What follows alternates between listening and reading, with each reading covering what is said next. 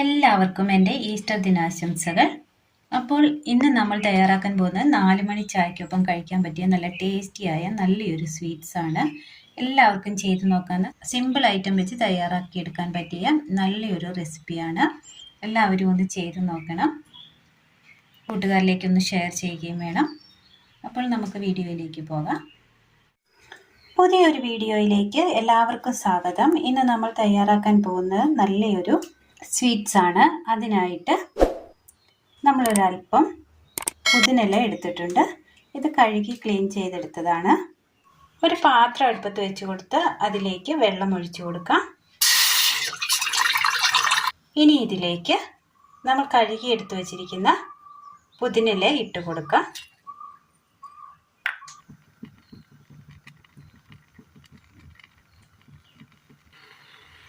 Just ഒന്ന് ചൂടായി കിട്ടിയിട്ടുണ്ട്. തീ ഓഫ് ചെയ്യാം. ഈ ഇല കോരിയെടുക്കാം. മിക്സിയുടെ ജാറിലേക്ക് ഈ ഇല ഇട്ട് കൊടുക്കാം. ഇത് നന്നായി ഒന്ന് അടിച്ചെടുക്കാം. ജസ്റ്റ് ഒന്ന് ചതച്ചെടുത്തിട്ടുണ്ട്. ഇതിലേക്ക് ഒരൽപ്പം അരിപ്പൊടി ഇട്ട് കൊടുക്കാം. അല്പം വെള്ളം കൂടി ഒഴിച്ചു കൊടുക്കാം. നന്നായി ഒന്ന് അടിച്ചെടുക്കാം. അടിച്ചു കൊണ്ടുവന്ന ഈ കൂട്ട് ഒരു പാത്രത്തിലേക്ക് ഒഴിച്ചു കൊടുക്കാം.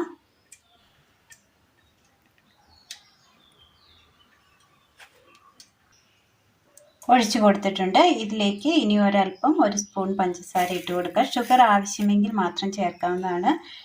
പഞ്ചസാര ഇഷ്ടമില്ലാത്തവർക്ക് ചേർക്കേണ്ടതില്ല. പഞ്ചസാര ചേർത്ത് കൊടുക്കുന്നുണ്ട്. മധുരത്തിന് ആവശ്യമായത് നമ്മൾ ചേർത്ത് കൊടുത്താൽ മതി.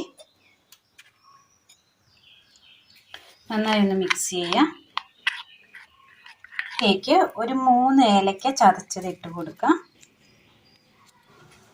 ശേഷം ഇതിലേക്ക് ഒരു പിഞ്ച് ഉപ്പ്, ഒരൽപ്പം ബേക്കിംഗ് പൗഡർ, നന്നായി ഒന്ന് മിക്സ് ചെയ്യാം.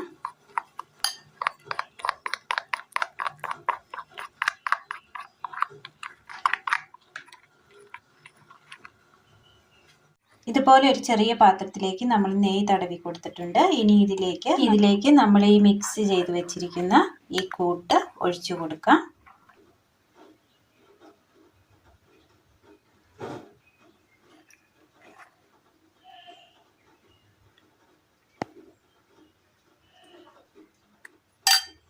പാത്രത്തിൽ ഒരല്പം വെള്ളം വെച്ച് കൊടുത്ത് നന്നായി ഒന്ന് തിളച്ച് വന്നിട്ടുണ്ട്.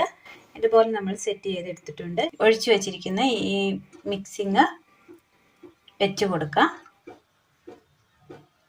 ഇനി ഇതൊന്ന് ആവി കയറ്റിയെടുക്കാം.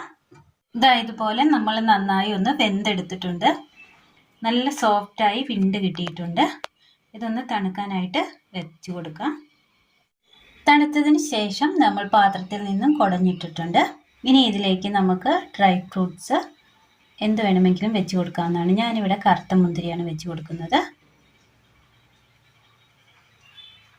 അങ്ങനെ നമ്മൾ ഒരൽപ്പം പുതിനില ഉണ്ടെങ്കിൽ പെട്ടെന്ന് തയ്യാറാക്കിയെടുക്കാൻ പറ്റിയ സിമ്പിളായ നല്ലൊരു 4 മണി പലഹാരമായിട്ട് ഈ സ്വീറ്റ്സ് നമുക്ക് തയ്യാറാക്കാവുന്നതാണ്.